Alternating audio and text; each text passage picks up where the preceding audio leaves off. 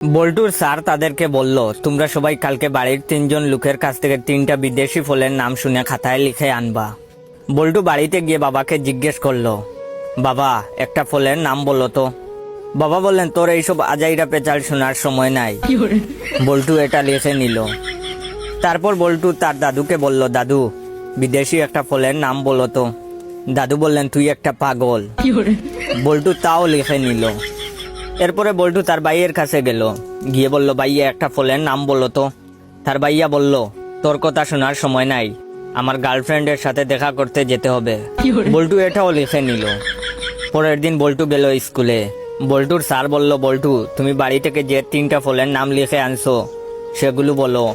বল্টু বলল, তোর এইসব আজাইরা পেঁচাল শোনার সময় নাই। স্যার রেগে গিয়ে বললেন, কি তুই আমাকে চিনিস? বল্টু বলল, তুই একটা পাগল। স্যার বললেন, কি? চল তোরে প্রিন্সিপালের কাছে নিয়ে যাব। তখন বল্টু বলল, তোর কথা শোনার সময় নাই, আমার এখন আমার গার্লফ্রেন্ডের সাথে দেখা করতে যেতে হবে।